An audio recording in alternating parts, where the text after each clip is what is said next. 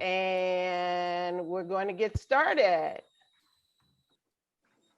So I know that many of you have gone through a variety of coaching programs where I can see things shifted on the screen. Don't you just love it when those things happen?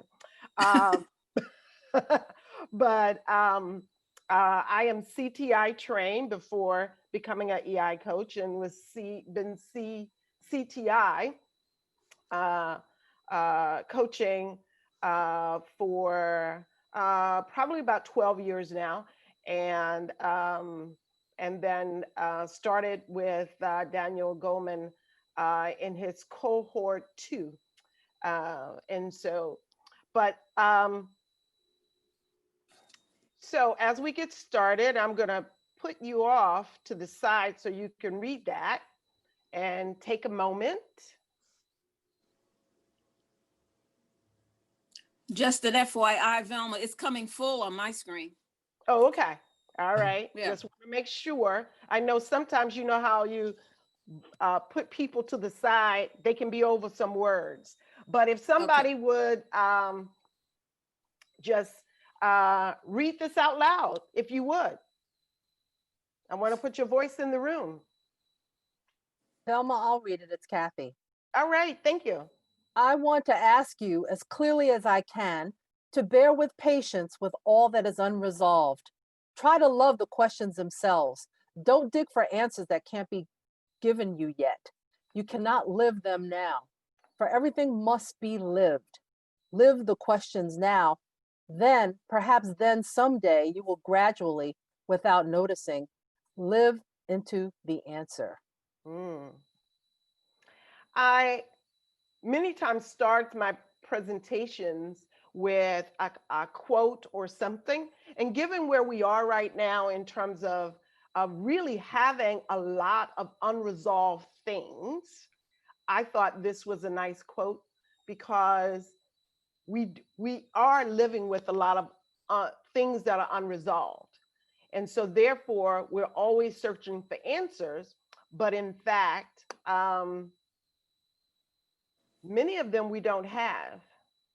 And we also know that there are many people around us who don't have the answers either. So we really have to begin to think about loving the questions, because there can be some knowledge in the questions that are before us. And so we can live and understand and know that. And I'm going to. So what I want to start with is to set an intention. And an intention directs your attention and energy to an outcome. And I want you to do this. You can write it down. If you would like, you can also share it and put it in the chat box. But an intention, it's a little bit different than a goal. A goal has more specific and is usually defined, and people think of measurable steps. But an intention is less so. It is usually connected to our values, our motivation. It is a way in which we want to be. And so the way in which you also, it is the energy that you are giving your intention that somehow helps you express your goals. How do you want to be? And many times as coaches, we're always helping our clients to decide what they want to do, what actions they want to take. But the energy and attention they give to setting an intention helps get us to their goals. And so, as I said earlier, if people want to put it in the chat room or unmute yourselves, you can share your intention. Regard to what? And anybody can help me if there's something in the chat. Sometimes You know, it ends up being when you're sharing your screen so small and teeny tiny. And when you become a person of a certain age, you know, you have to like, okay, can I see that? So just let me know if there's something in the chat, because I may Okay, not be seeing it. okay, I can help you with that, Velma. Okay, What's thank coming you. through in the chat, um, Jen has said confident, positive, and resourceful. Mhm. Marion Ola has said always learning. Kathy says being her authentic self. Andrew said, oops, it's moving quickly now. Wait a minute. Listen with, listen. Okay. Oh, okay. Listen with patience and Listen with empathy. patience and empathy. Okay. Yeah. Can you hear me? Somebody else can go ahead. Okay, great. Yes. Yeah, Diana, I was trying to talk before and I don't think people could hear me. So, No, Samantha, you were lifelong out. learner, curious and No. limitless. Barbara Phillips says, do everything I can do before election day. Stephanie Burke, to be fully present. Oh, shoot. Fabiola says, living in integrity. Rosemary, lifelong learner. So a Mm. lot about learning and lifelong learning, Mhm. being present.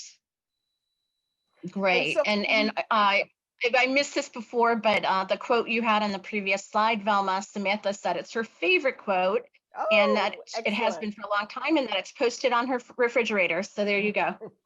There, thank you. Thank you so Great. much. Yep. And so And again, Willis says, compassion and listen openly. so setting an intention just gets us ready. It focuses our attention on how we want to be. And so a lot of times, you know, the first thing out of the box, we want to know, what's your goal? And that's fine. But I think we also need to know, like, okay, what's our intent? Ultimately, how do we want to be? And that will direct our attention and tell us what kind of energy we want to take into our goals. And so I also look at, how do we want to engage with one another? We're in this room together, and there are at this point quite a few of us. And so one of the things is that this is an opportunity to practice self-focus. I know many times, because we have so much experience, we talk in the we, but I want to make sure that we talk around our self-focus, the I. And also remember, impact over intent. Many times we confuse intent and impact, so that our intent may be one thing, but the impact of how it's received can be something totally different. And we need to be aware of that. Again, you came to emotional intelligence workshop, so you have to be thinking about self-awareness, social awareness. So your intent might be to deliver one kind of message, but the impact of that message might be something totally different. And even when your intent is positive, is good, it doesn't mean that how it's received or the impact is the same thing. So be conscious of that. Confidentiality. Of course, we do that with our clients, but I think as we move also on Zoom, and you think you don't know who knows who, it's important to think about that too. Move up, move back.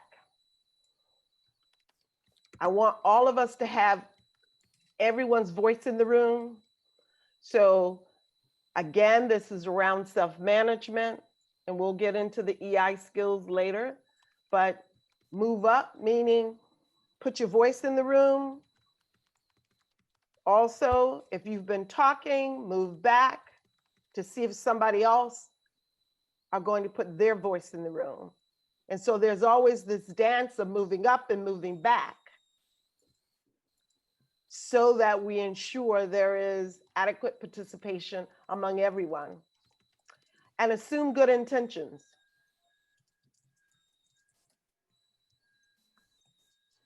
We're all here to learn. We're all here to collaborate with one another. And so a couple of weeks ago, some states were celebrating Columbus Day, and there are many, many other states that are celebrating Indigenous Peoples Day. And so in this public forum, I want to acknowledge that the ground, and I am in Manhattan, that this is the land of the Wappinger and Lenni Lenape Indigenous people, and I want to acknowledge that. And I invite you to go on the U.S. Department of Arts and Culture. A part of their website is called Native Land. It's DUDAC.us/Native Land. And there's a map that shows you where you are across this country and what lands. And it also gives you these wonderful prints that they invite you to download and use whenever you are doing your work. And so we're going to take a poll now, and Gabby's going to help us with that. And that poll is going to ask the question of, what is your greatest concern at this moment in time? And what is the dominant concern of your client? So take a moment and do the poll. And be sure to scroll down. There's 2 questions in this poll. So be sure to scroll down to the bottom before. So once you fill this out, scroll down and do the second question. So the first question was about you. What is your greatest concern? So there are those that said finances, family, health, moving work to a virtual medium, fatigue, and overwhelmingly is emotional well-being and societal unrest. And uncertainty. Yeah, and uncertainty. Those were And the uncertainty, 3 yes, I had that to tied for scroll the that down. top. Yep. Okay. And let's move to, so think about that. Think about what you as coaches are experiencing. And now let's move to what clients you are experiencing. Oh, Being overwhelmed. Being interesting. overwhelmed. Uncertainty.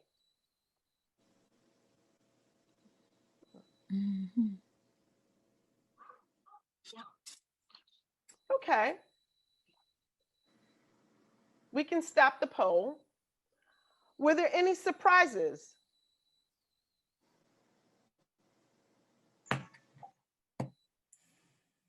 You can unmute yourself or just type into the chat if you prefer.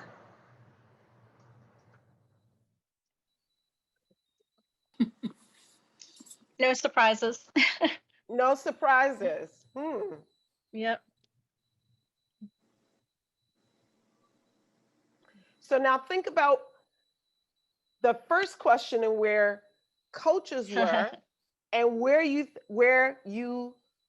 put most of your clients. I understand may not be all of them, but most of your clients, okay, in terms of being overwhelmed. How does a few things are coming in the chat. Just sorry, Velma. So Jen was saying that she would have checked all of them if she could have. Of course. And Barbara was surprised social unrest was as high as it was. Samantha agreed with her. But Barbara said, but then we're a pretty highly evolved group. And also Jeannie was surprised that health wasn't higher because of the pandemic. Interesting. And that's for us.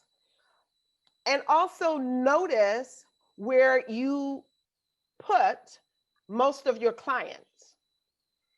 Anybody have any Mhm. speculation? And again, unmute yourself and speak where that, because that was the difference in that most of people put that their clients were overwhelmed. And I know many of Yeah. us could have put that, we could have checked that box too. Can you hear me? This Yes. is Yeah. Eva. Mhm. I've been thinking about this, and I'm actually surprised that I chose industry disruption. But that's really what was going on, and I was wondering why they weren't overwhelmed. And some of it is that they had a coach, and two is that they had each other. I was working within a group of a large global French company, and they really supported each other in this group. Mhm. And so I think that reduced the feeling of overwhelm. Mhm. And they were really terrific leaders. And I think that they were trying to manage the industry disruption. They had spouses who were supportive. I'm just surprised, but it really was industry disruption, and it wasn't the other stuff because they were supported in those areas. Mhm. But I Mhm. hadn't thought about that before. Mhm. Mhm. And I wanted us to Interesting. think about it Yeah. because a lot is going on right now. And I know that many people are always thinking about performance coaching or life coaching, as if there is a distinction in terms of with performance coaching, you also are coaching the person, and there's a lot that many times is going on. And now that we have things going on all around us, the pandemic, social unrest, the elections, teaching at home, so much is going on, then how are we coaching the people that we are encountering? And how are we also handling all of this ourselves? And so emotional intelligence, and I know that many of you, a lot of people have read Daniel Goleman's book and very much familiar with, his work, but he talks about, of course, he has 4 domains. And on the left side of your screen, self-awareness and self-management, those are considered the internal, or those domains that deal directly with us, our kind of inner world. And on the left, social awareness and relationship management is how we address, of course, that external world. And they always go hand in hand. Okay. And the ability for us to see where we're at with self-awareness and self-management also directs how we interact with others, how we view and see others, and how we also make decisions. And so with each of these, for the internal domains, he has 5 foundational competencies that go with that. And with the external domains, he has 7 relationship competencies. And so the internal are emotional self-awareness, emotional self-control, adaptability, achievement orientation, a positive outlook, those things that keep us moving. And in terms of the 7 relationship competencies, empathy, organizational awareness, influence, coaching and mentoring, inspirational leadership, conflict management, teamwork. And again, these are often dance and interact with each other. And of course, we've looked at his work around the impact of EI on performance. And there's quite a bit of research that look at it helps around executive level performance, diversity and cross-cultural competency, a growth mindset, stress management, agility, and radical collaboration. Those are the things that really help us move this forward. And we know that all change is brain-based.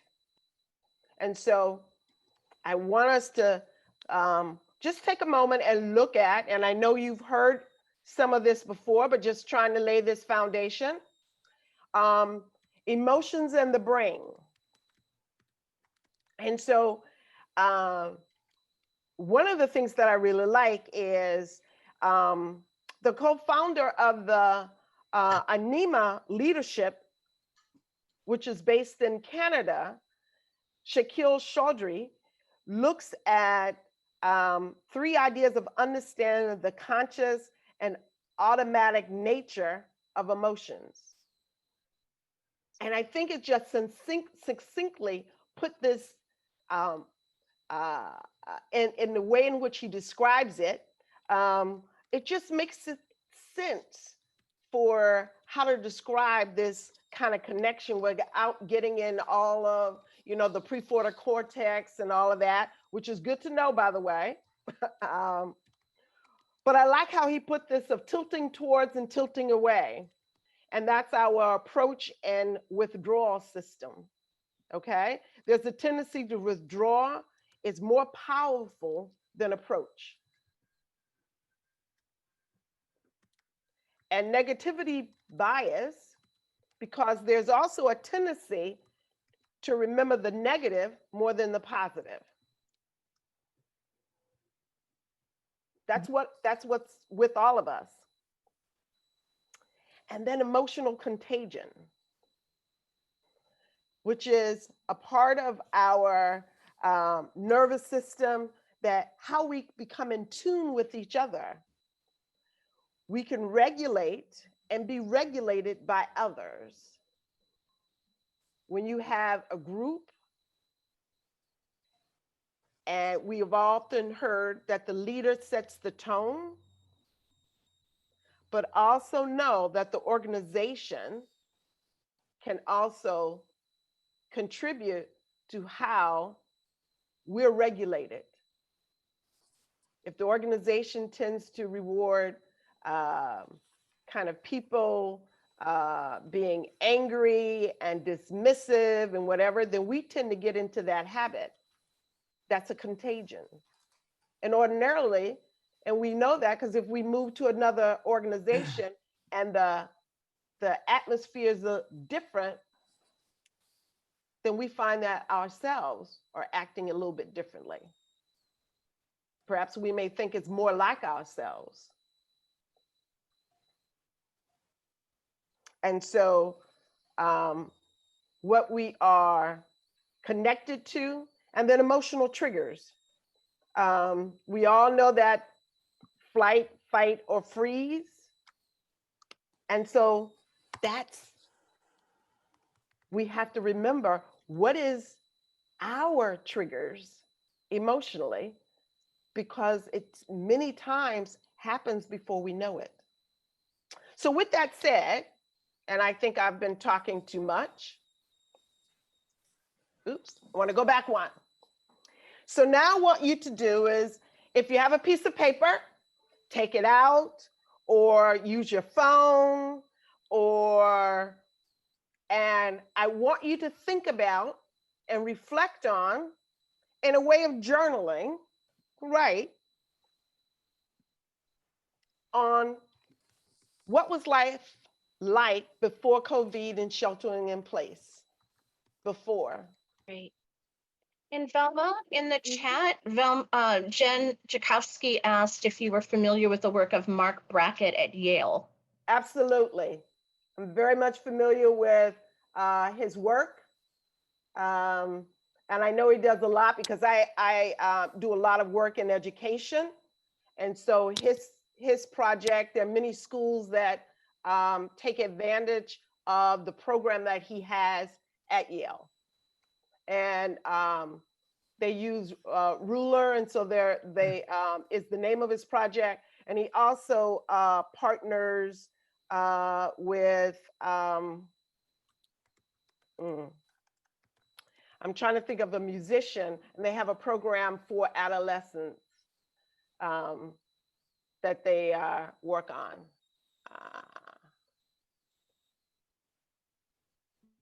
Yeah, she's saying that he's well known for his mood meter.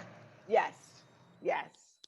So take a moment and reflect on life before COVID. And how I want you to do that is, and feel free to close your eyes or take your video off for a moment and think about home life. Think about family.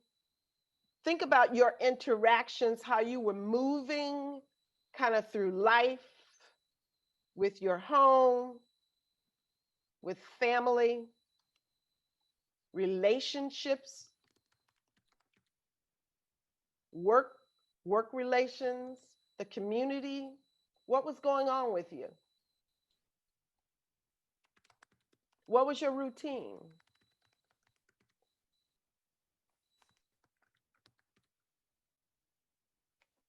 And jot down some notes.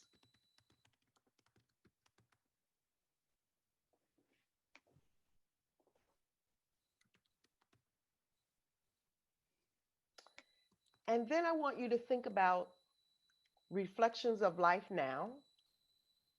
And again, go through the same thing.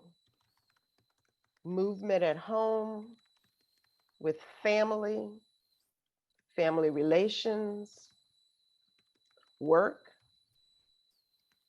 relations, community.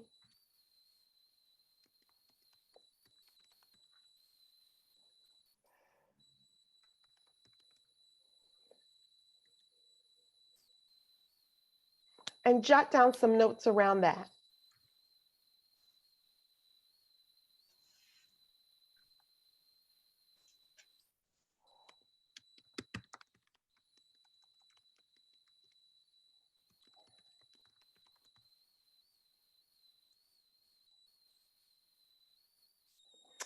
Now, I'm going to invite Gabby to put us into breakout rooms, pairs, which means how many people do we have?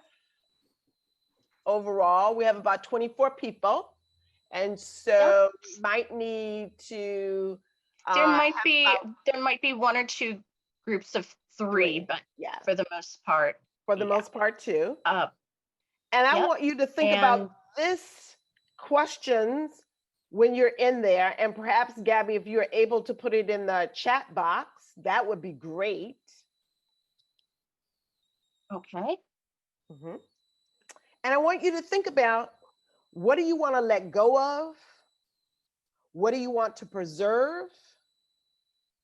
What do you want to have happen now?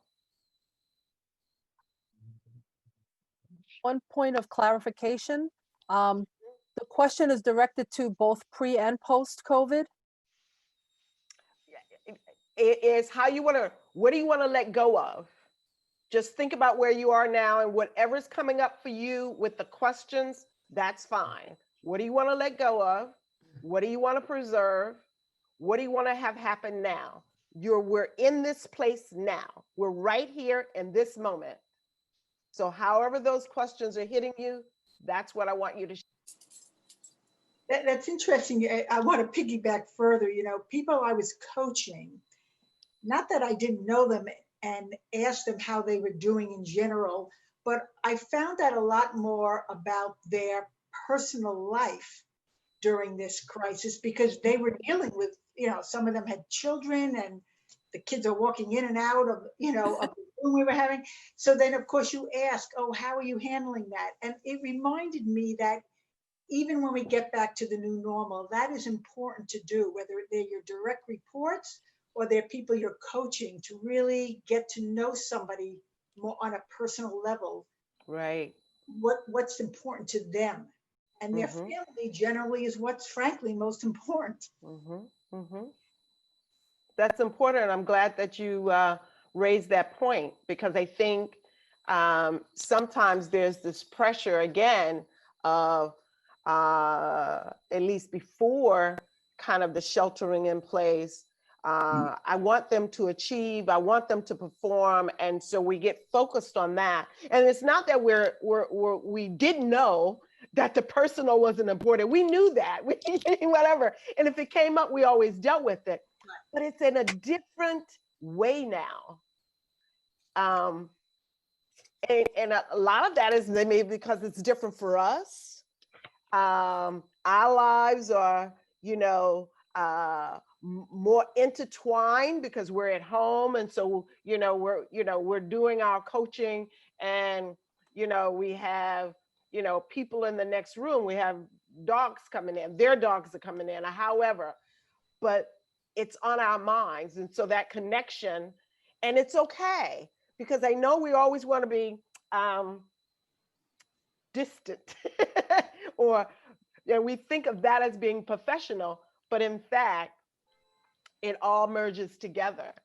And so I wanted to just go over the emotional drivers, and the way within Goldman EI is looked at that is in these actual 4 areas. The life path, which is our kind of worldview, our values and beliefs. And I know in coaching, we've always done, the wheel, what people have to say, at home, and finance and relationships, where are they and where do they want to be? We're always, a part of this has always been a part of what we've done. Well-being, physical and mental well-being. And we know that that is on our plates a great deal, both as coaches and with our clients. And as you just said, you're getting to know them in a very, very different way, because everything has seemed to merge together. Self-expression of those natural strengths and talents. And so there's some people who have, they hadn't played the guitar for a while, and they picked it up because it was in their closet or on their shelf or whatever. And they're begun because they needed different things to kind of break up and give them that emotional well-being. And so each of us have, perhaps brought some things in that we used to do, or we've started something new. And so, people have always loved walks, but we might be taking more walks now. Or we've always loved nature, but because we can't hang out over, perhaps at our favorite restaurant, we are actually going into nature more because we need to go somewhere. We want to be outside, or at least until it gets colder. And so that is a way of looking at us. Many people have done a lot of different things, started blogs, because as coaches, we needed to get out in terms of the message of who we are. So they've started blogs, different kinds of things in order to, kind of identify you and who your client, who you're trying to draw into your work. And so people have seen that expression of things that you've done in a very, very different way. And of course, relationships, those are always going to be important to us. But we've gotten to know them, I think, in reaching out. I know for myself, my parents have passed, but what I remember is now I knew there were some older members of the family that, you know, I guess it was always the dude, my mother to call, but I make a point of calling them. And I have this group of people that are like 93, 90, and 88. But I usually just check in at Christmas. And now I've checked in more with this pandemic. And so one of the things that EI, in terms of the Daniel Goleman program, is that we talk about what we call self-discoveries. And self-discoveries are those kind of things that actually open up. They're resources that open up in a way of looking at things rather differently. And so some people might say they could be places where you get stuck, or they are wonderings that help us think about things in a very different manner. And so one of the things that is often used are these 12 self-discoveries. And I just want to go over just a few of them and then ask you to think about which ones kind of resonate with you. So of course, unpacking your parachute. And that really is, many times we're always thinking about kind of those things, because again, our brain is attached to those things that are negative or those things we find lacking. Is that really unpacking that? Of course, we always think of our clients as competent and whole. And so what are things in their parachute? And what are things that they need in terms of packing their parachute so that when they're able to pull the cord, they have what they need and they're confident that they have what they need. And so many times it does help that, you know, that's what we do as coaches. But one of the things in EI is helping people begin to develop the ability to almost coach themselves. It's giving them language and understanding so that they can coach when they can coach themselves. You are the common denominator. And that is individual perceptions, really is a reference point, because how you see what's going on, the people, the situation, and your ability to question and challenge those perceptions. Because of course, we come to any relationship, any situation, but we're the common person. So our viewpoint, how we see things, sometimes might be shading what is going on. And so the ability to question and challenge what you think you see. Perhaps another one. For better or for worse, your focus becomes your reality. And our immediate experience is determined by what we focus on. And if you focus on what is wrong, then you will find a lot of it, of what's wrong. And many of these go together. And so with 7, what are you building evidence for? So if you're looking for the negative, you will find the negative, and then you have usually constructed evidence for what you have determined is the negative outcome. Jen says, I always say our perceptions are our reality. They are. Your perceptions, and that goes with 5. It is. It is your reality. Mm-hmm. So I often like that one. So I just wanted to go over, I have to at least go over emptying your head trash. Great. Those are your self-limiting beliefs. And we all have those self-limiting beliefs, and they pop up. Some people call they're the stories. That's that internal dialogue. Some people call it the gremlin that's sitting on your shoulder. The scripts that you play, which takes us to, you don't have to believe everything you think.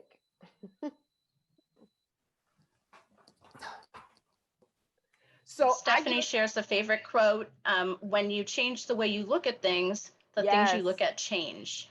Yes, I love that quote. And I use it many, Yep, many and Willa- times. and then Willa mentioned the inner critic, Mhm. which Jen agreed with. Absolutely. Sometimes you're your own worst enemy. Saboteurs. as Yeah, Stephanie the says. saboteurs. I like, that reminds me of Sajad Shamine's positive intelligence, his tool. And I've taken his program too. Actually, he's doing a free program, 8 weeks. I think he's on his 4th cohort Yep. that are out there now.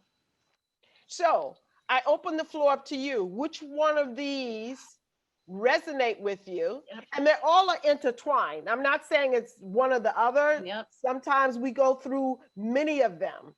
But just want to know what is resonating with you. Marion said the committee in our head that keeps talking. Yes, Yep. that committee. Oops, I'm having trouble with that little strip with everybody on it. Someone else, Mhm. feel free to unmute yourself if you would like. Again, which one of these resonate with you? I think my favorite would be you don't have to believe everything you think. And Yes. separating the monkey mind from who you really are, because all that's going on in your head isn't necessarily in your own best interest. And you know what, and something like what's going on now and where we are, there's a lot of jumping around and a lot of thoughts. And so as we go from Zoom meeting to Zoom meeting, and sometimes you can have 3 and 4 Zoom meetings, and now all your coaching is on Zoom and your meetings are on Zoom and everything. It was okay, you know, before when we were coaching, you know, either by Zoom or on the phone. But then I had, you know, kind of the other work that was, you know, in the room. So now the coaching is online or on the phone. The meetings are online or on the phone. Everything is online. And so, We're never getting out of this chair. those beliefs can just pop up so easily. Anything else with this group of self-discoveries? For me, you know, they're all very similar, and I'm looking at the compilation, and it's just a reminder that our reality really is inside of us. It's all inside of us. You know, it's our thoughts, it's our feelings, it's what we do with the thoughts, it's what we do with the feelings. And it's a reminder that we really do create our own reality. And then it begs the question, what reality do we want to create? Right. Absolutely. And Andrew Sellin said neutralizing other people's head trash. Well, see, I like that's that. coming in and understanding what is yours and what is theirs, and not letting them pull you into theirs.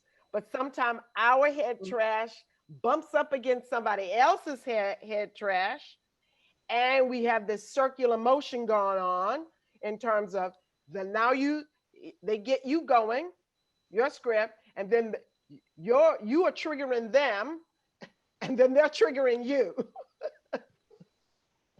Yep. A vicious cycle. Yes, yes. Yeah. And Andrew says, then we have a dumpster fire. Yes, yes, it becomes Yep. too much. Yep. And so what I want to is a wake-up call. Think of a pivotal moment during these last few months, large or small, that has served as a wake-up call to what's important to you. And be specific. So what I want you to do is, Gabby, I want you to put us into pairs for this one. Okay.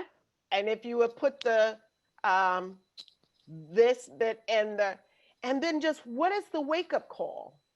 What is it that, and it doesn't have to be big. People always think it has to be something monumental. It can be small, that it serves as a wake-up call of what's important to you and a direction that actually grounds you and brings you back to your center. So if you would put us in pairs. Sure. I'm just going to put the Free to unmute yourself and tell me about your wake-up call. I actually think in our room there was a recognition that the word pivotal makes it sounds grandiose almost. And so I think all of us in one way or another talked about things that you could say are trivial, but have a huge impact in your life anyway. Yeah. Mm-hmm. And so I think that came up, like having to cancel travel plans, Right. something like that. Yeah. And I thought that was interesting, just playing with the word pivotal and then realizing it was soup to nuts. It could Right. be anywhere in your life, but if it has an impact, it's pivotal. It's pivotal. And I had a huge pivotal moment for me, which is that I'm sick and tired of Zoom. And I'm sick and tired of not being able to hug my friends and my family. I really am tired of it. Mm-hmm. And I do not want to just ever have to coach purely virtually. Mm-hmm.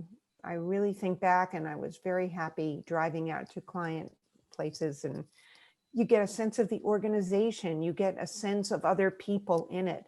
And you're not just coaching one person, you're coaching a person in an organizational context, which you can't really get the feel for walking through the halls. And, you just don't get that when you're only seeing the person from one person. The little square. I know it chops out a lot, and tons of nonverbal stuff that leaks from the waist down. Well, you can't see that, So I'm a little bit countercultural on this, but I don't think it's all going to go virtual. Well, we're going to hold the question. We don't have an answer. We just got to hold it in a positive way that we're all hoping that, okay. Yes. Someone else. Whoa.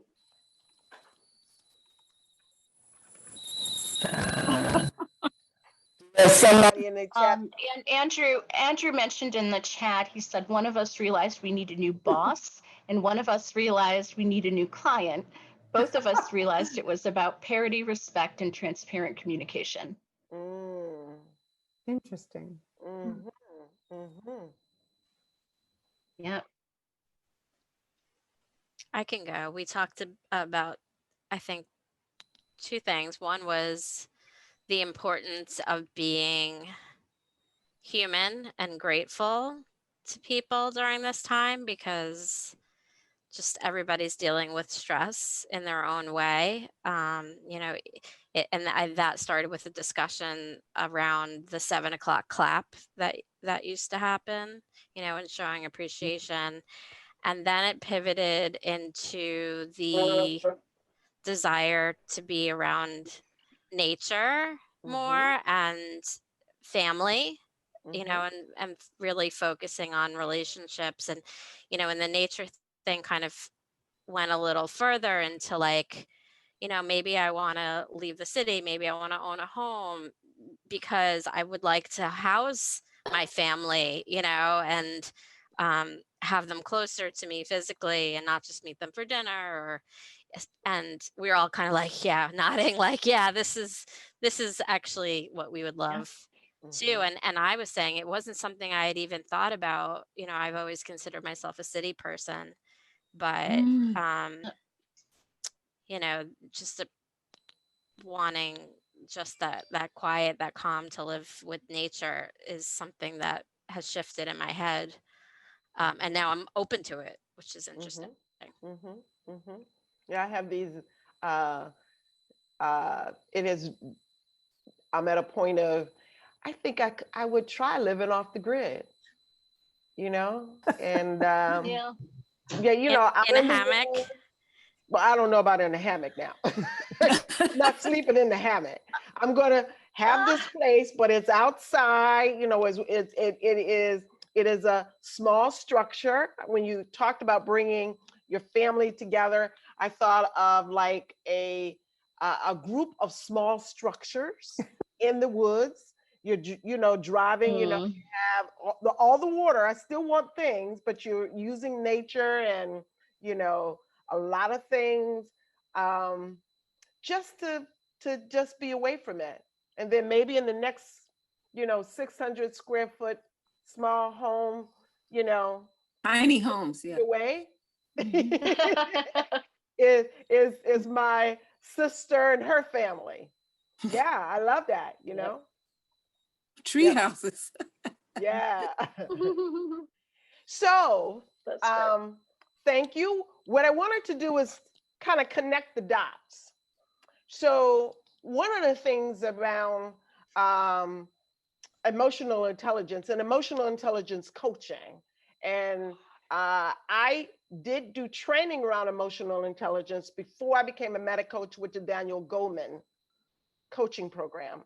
And so it was a different way of taking my coaching. And now I must admit, for me, it's a blend, but and thinking about it in a different way. And if any of you know CTI coaching, it really is very much really understanding that people are competent, creative, and whole, and that we take people where they are, which we all do. But it is holding the emotional intelligence, which are the 4 quadrants or the 4 domains. It brings in the neuroscience and understanding the neuroscience of it. There's a lot of coaching through journaling, which is interesting, which was new for me. Before I may have asked people to write something out or whatever, but many of the 12 discoveries are in between the coaching, the interaction of me and the client directly. There is coaching through journaling so that they are given prompts that they respond to. And then when you come back together, it is, yes, what do you want to focus on? But it is all of that history of the journaling that sometimes come into play, because journaling is another form of expression. And a way of doing that is mindfulness. And so if you notice, what I tried to shape this experience around is bringing in the reflection and the introspection, bringing in the mindfulness, bringing in, of course, talking about the emotional intelligence, neuroscience, and the journaling, but bringing it all together. And so that's one of the things that I would say that is unique about the Daniel Goleman emotional intelligence program, is that it weaves these things together. And so if you have any questions, I'm open.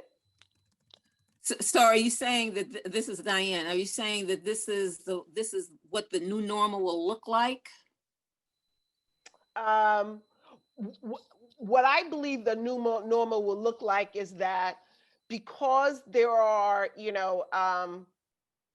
well, number one, we don't know what's going to happen. And even though I would agree that I would like us to get back, I'm a stand-up trainer.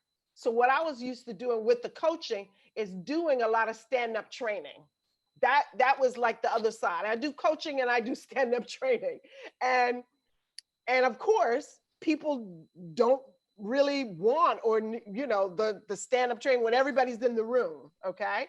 And so those, I guess, if you think about it, that's how I saw myself, is individual coaching, some team coaching, and then stand-up training is what I did. And what I realized is that because of what is happening, and a lot of the training that I do around emotions,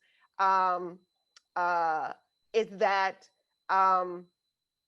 you really do have that blend, and that because what we are experiencing in terms of trying to help people who want to, of course, whether they need to get a new job, because again, I'm not a therapist, I'm a coach, but people want to feel like they have, can express themselves, can be their best selves. And a lot of way of doing that is you have to bring in the emotions, you have to recognize them, you have to acknowledge them, you have to see where they in fact are getting stuck. And it takes, I guess, the mindset or the approach is, the performance will come when people are strong and centered and know who they are. And doing that is through the introspection, through the journaling, through the mindfulness, through it, a lot of work around the 4 domains. And in doing that, they will begin to feel confident, which is what we do as coaches, is helping people be confident in terms of creating their own, their life, what they want to be and who they want to be. And so it comes together. And so I also think that a part of this, because even though I wish this is going to be over, I think we're going to be in this dance with whether it's COVID, whether it's social unrest, for a little bit of time. I don't think we're going to, I don't think we're just going to go back to the traveling, to the whatever, the way it was.